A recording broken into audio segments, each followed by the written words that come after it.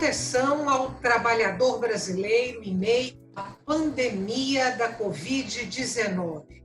Vínculos empregatícios, obediência às recomendações sanitárias, transporte coletivo e até a exploração da mão de obra infantil estão no radar do Ministério Público do Trabalho. Sobre esse assunto que nós conversamos hoje aqui no Opinião Pernambuco. Participam do nosso programa Melícia Carvalho Mezel, procuradora do Ministério Público em Pernambuco, e Aldenor Marinho, presidente da Associação dos Engenheiros de Segurança do Trabalho de Pernambuco. Muito grata pela participação de vocês hoje aqui no Opinião Pernambuco.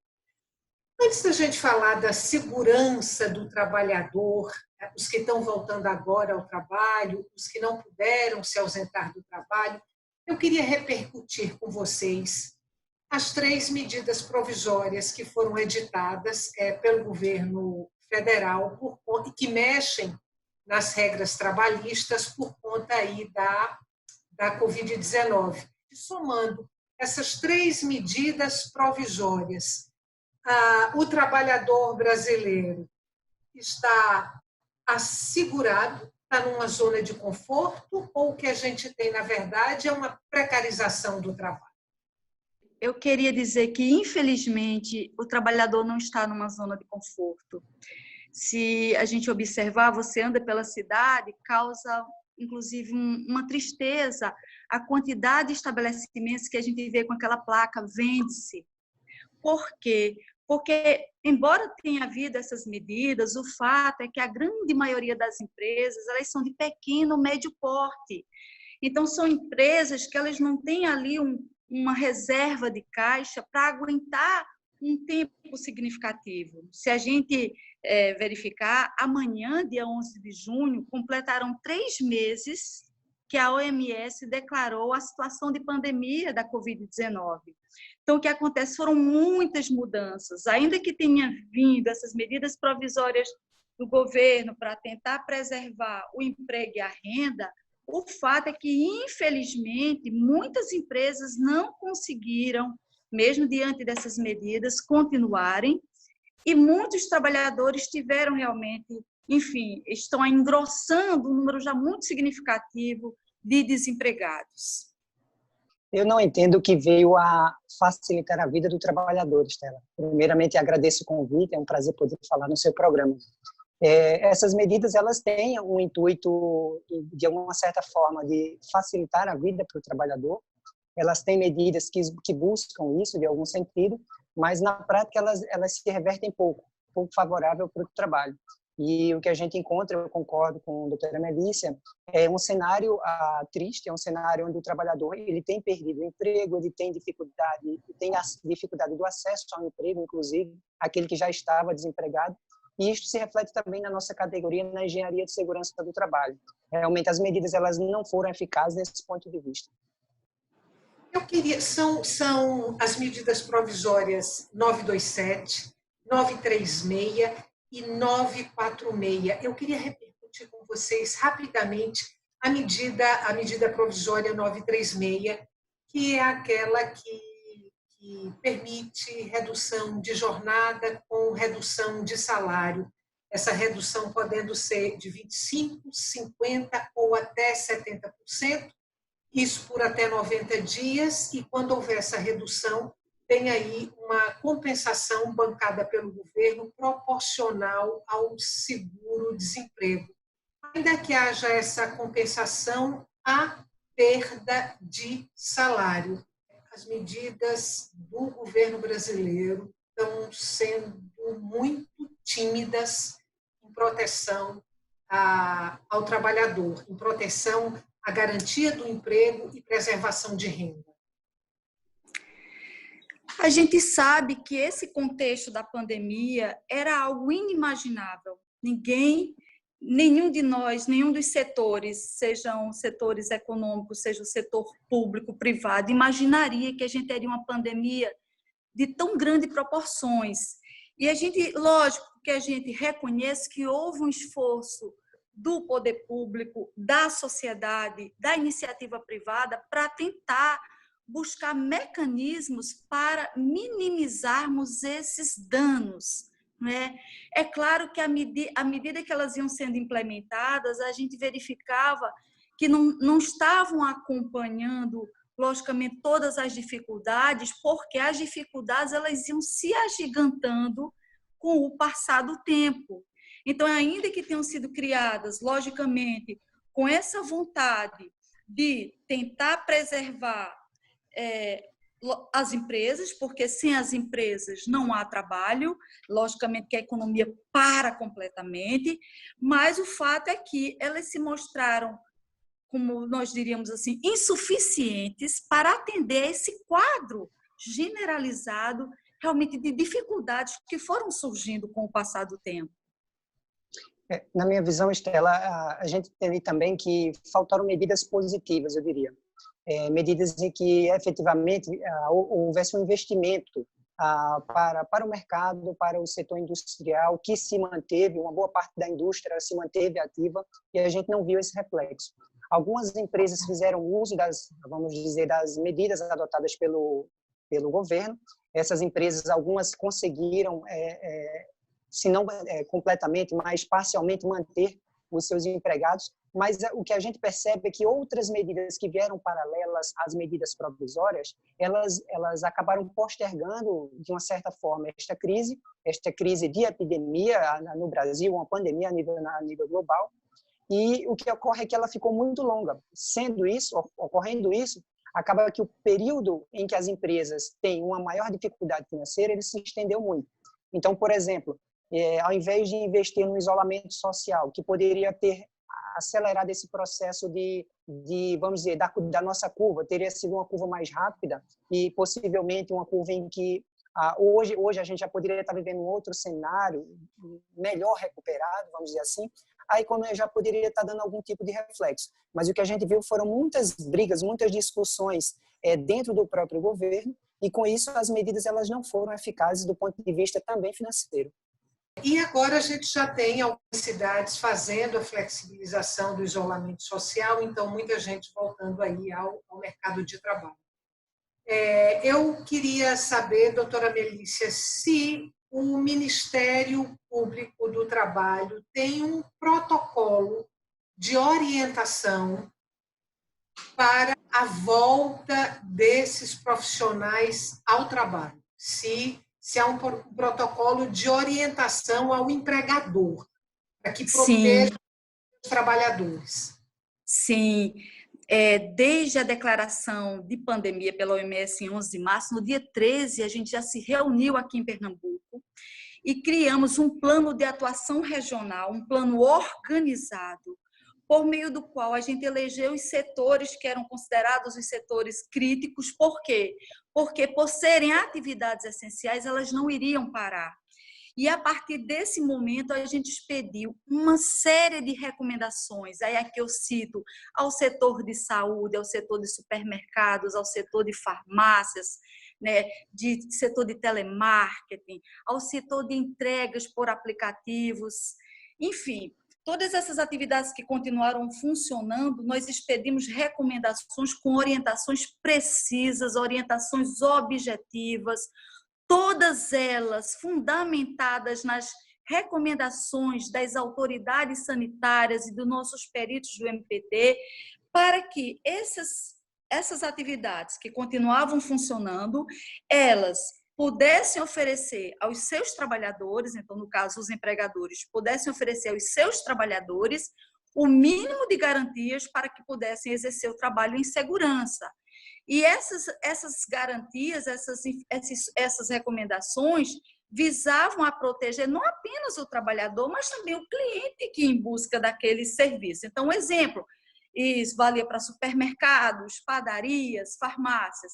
Se expedir orientações aos trabalhadores com relação à questão mesmo do uso do equipamento de proteção individual, que deveria ser fornecido pelo empregador sem qualquer custo para o trabalhador, esses equipamentos, máscaras, né, óculos de proteção, aquelas viseiras, luvas, No caso do setor de saúde, por exemplo, os capotes, as máscaras cirúrgicas, enfim, todos esses setores, os empregadores eram obrigados a fornecer equipamentos de proteção individual, orientar o trabalhador com relação ao uso, à conservação, ao descarte desses equipamentos, organizar o ambiente de trabalho para que aquele ambiente não oferecesse risco, como, por exemplo, supermercados, limitar a quantidade de entradas de clientes, sinalizar os espaços de filas para que houvesse uma distância mínima de 1,5 metro entre cada cliente e o cliente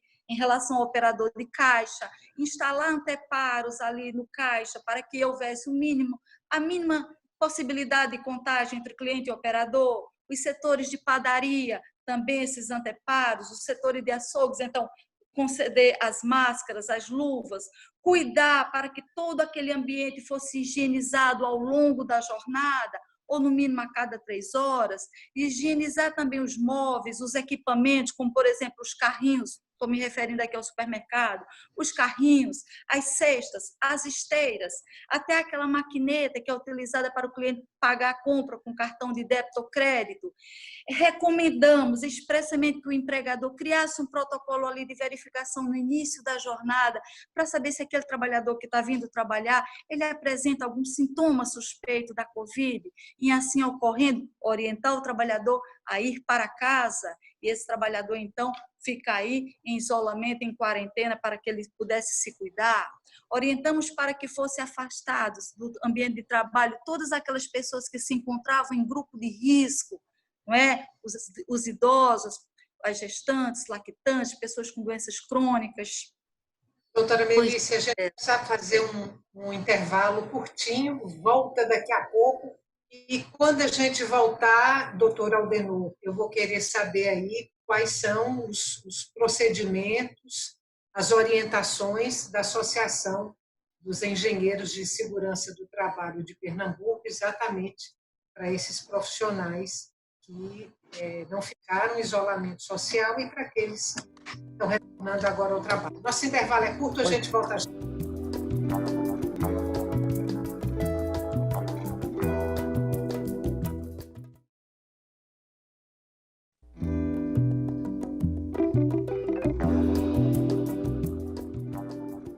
Estamos de volta para o segundo e último bloco do Opinião Pernambuco, a proteção ao trabalhador brasileiro em meio à pandemia da Covid-19 é o tema do nosso programa. Participam Melícia Carvalho Mezel, procuradora do Ministério Público do Trabalho em Pernambuco, e Aldenor Marinho, presidente da Associação dos Engenheiros de Segurança do Trabalho de Pernambuco.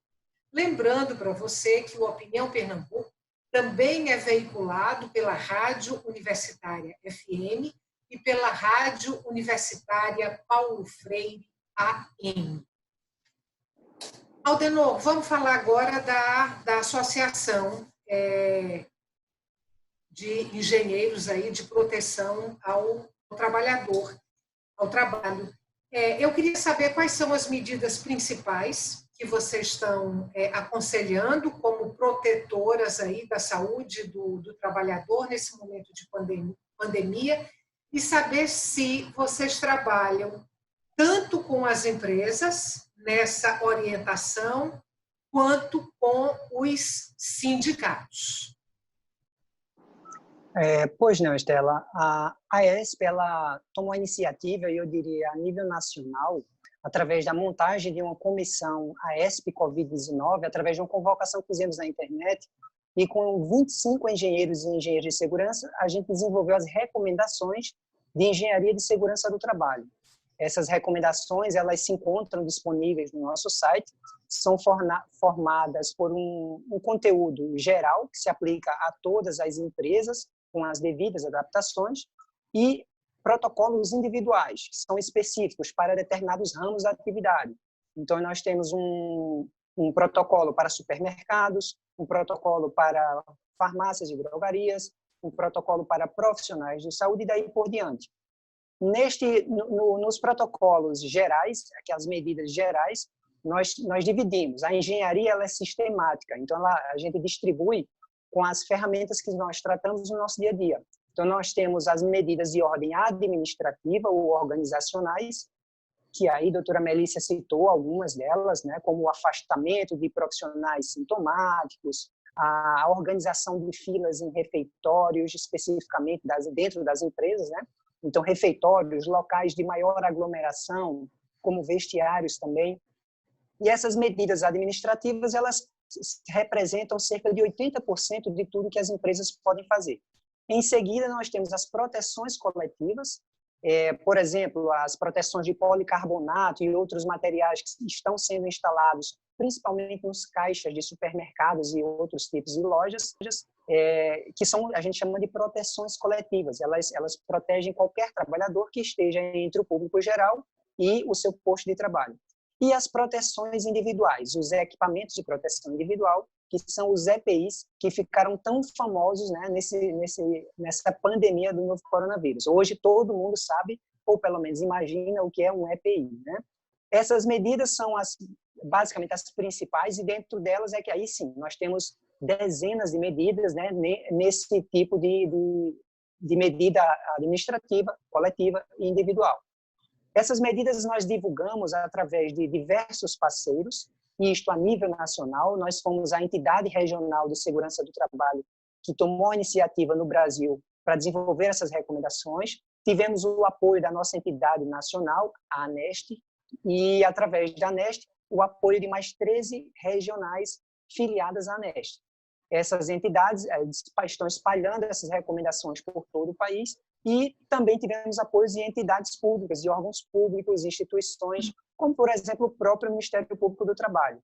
Mas tivemos também da Superintendência Regional, da AMATRA, que é a Associação dos Magistrados do Trabalho, do Tribunal Regional do Trabalho e diversas entidades. E alguns sindicatos, como você sugeriu na sua pergunta. Esses sindicatos que nos atenderam, alguns deles aderiram a esse nosso pedido de divulgação e estão compartilhando isso nas suas regionais ou a nível nacional, como o caso dos sindicatos nacionais que nós mantivemos contato. Eles são facilitadores dessa divulgação. Veja bem, a gente tem aí esse trabalho de orientação, né, de proteção da Associação dos Engenheiros de Segurança do Trabalho, a gente tem aí o protocolo recomendado pelo Ministério Público do Trabalho. A minha pergunta é, existe uma fiscalização? As empresas são cumpridoras dessas orientações? De fato, os trabalhadores estão protegidos? Existe uma fiscalização e, se existe, de quem é a responsabilidade?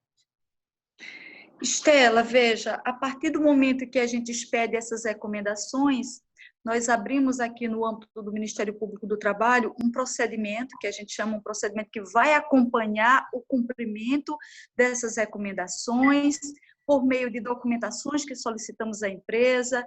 Pedimos também, para isso, o apoio do sindicato da categoria, para que também traga ao Ministério Público todas as queixas e os problemas vivenciados pelos trabalhadores. Também os próprios trabalhadores, eles vêm ao Ministério Público e fazem denúncias e relatam.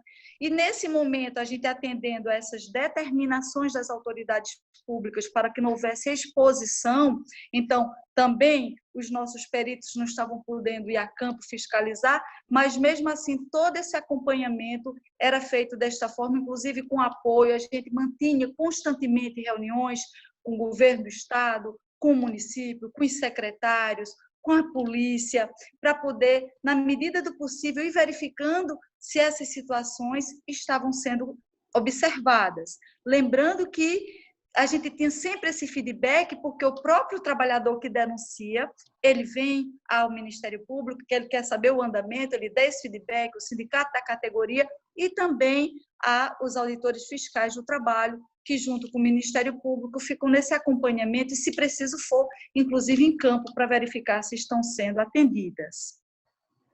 Aldenor, muita gente está fazendo o que nós estamos fazendo aqui agora, que é trabalhar remotamente, né? O trabalho em casa.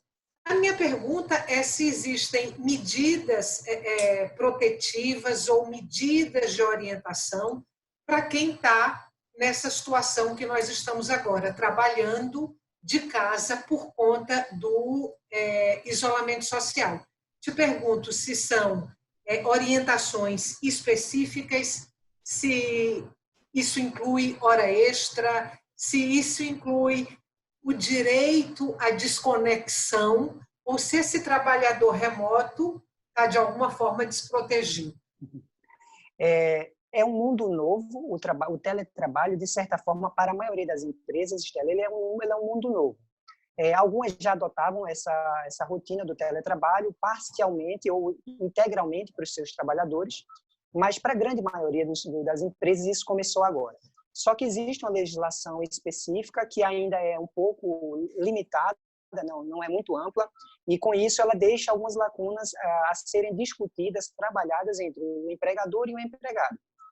Mas o que a gente pode dizer é que, com esse advento do teletrabalho a nível global, eu digo global mesmo, algumas adaptações elas precisam ser feitas. Mas ainda é responsabilidade da empresa garantir um ambiente de trabalho seguro e saudável. Ainda é atribuição da empresa. Portanto, ela precisa orientar inicialmente como deixar o ambiente de trabalho do funcionário seguro e saudável, de forma que ele não adoeça no exercício do seu teletrabalho, que é o uso de uma ferramenta, né, de telecomunicação, que é um computador com conexão de internet, para que isto se chame de teletrabalho. E esta orientação ela deve envolver todos os aspectos comuns desse tipo de atividade. E o principal deles é o lado ergonômico. A gente precisa adaptar este posto de trabalho, que é diferente da empresa, ao corpo do trabalhador. A gente precisa estabelecer as regras em termos de horários, de pausas, de descanso. Afinal, nós não estaremos acompanhando o trabalhador efetivamente, visualizando se ele está cumprindo regras que antes a gente conseguia visualizar dentro da empresa. Então, essas adaptações são necessárias. Mas os principais riscos são o ergonômico, que aí é uma série de questões, a postura é importante, o mobiliário é importante, e este mobiliário é da casa do trabalhador, senão a empresa vai ter que negociar junto com o trabalhador se ela vai disponibilizar um mobiliário específico. Eu tenho uma empresa, por exemplo, e para alguns funcionários eu precisei disponibilizar mobiliário, porque eles não tinham uma cadeira ergonomicamente adequada. Eu precisei fazer isso. Eu tenho um home office em casa, e depois de alguns dias eu estava sentindo desconforto nas minhas pernas, porque eu não estava usando, por exemplo, um acessório que eu usava no trabalho, que é um suporte para pés. Então, essas adaptações elas precisam ser feitas com cuidado, através, primeiramente, das orientações e, em outro momento, trabalhando até uma certa inspeção desse ambiente de trabalho com os devidos cuidados da privacidade. Um pouquinho de transporte coletivo. Eu sei que o Ministério... Estela, por favor, e só para fazer... É importante a gente lembrar que essa situação de teletrabalho foi um caminho encontrado neste momento de pandemia, mas ela não significa descumprimento das normas trabalhistas relacionadas à jornada, relacionadas à pausa, relacionadas à hora extra, a esse direito de conexão. Então, atenção, está trabalhando em home office? Tá, mas é um trabalho que existe uma série de diretrizes que precisam continuar sendo observadas. Quero falar de coletivo agora. E eu sei que o Ministério Público do Trabalho tem um protocolo para uso do transporte coletivo nesse momento de pandemia. Não sei se a associação também tem um protocolo. Vou me guiar aqui por pontos do protocolo do Ministério Público, que são, uma pessoa ocupando aquele conjunto de 2 lugares. Sim. Janelas abertas. Higienização permanente, frequente, tanto dos ônibus quanto dos terminais, né? Sim. A minha pergunta para vocês é a seguinte: é possível garantir que esses protocolos sejam cumpridos? Porque o transporte coletivo faz parte da vida de milhões de trabalhadores brasileiros.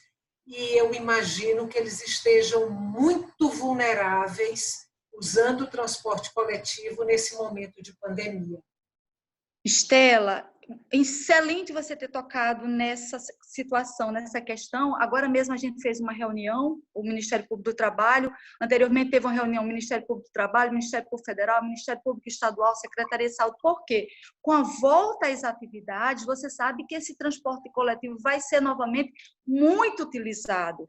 Então, para que a gente garanta essas condições mínimas aí que você mencionou, precisamos ter também uma ação governamental no sentido de exigir que as empresas de ônibus coloquem mais veículos na rua. Porque, veja, mesmo no período de quarentena, de isolamento, daquele lockdown, você observou que o transporte coletivo ainda continuava em superlotação. Com o retorno das atividades de alguns setores e, paulatinamente, de outros setores, conforme o cronograma estadual, esse caos vai se instalar no nosso transporte coletivo e essas medidas não poderão ser cumpridas se não tivermos previamente uma providência a nível do governo estadual, que é exigir dessas empresas de ônibus que coloquem mais veículos em funcionamento, a fim de que a gente, com a volta às atividades, não tenhamos aí mais um novo pico da doença por conta da impossibilidade de observar essas recomendações mínimas. Vou ter que encerrar o programa. Nosso tempo terminou, infelizmente. Queria falar da campanha aí de proteção ao trabalho infantil, quem sabe numa próxima oportunidade. Muito obrigada mais uma vez pela participação no Opinião Pernambuco. Para você que está em casa, obrigada pela companhia. Nós que agradecemos o espaço, Estela, e a discussão de tema tão relevante. Até o próximo encontro.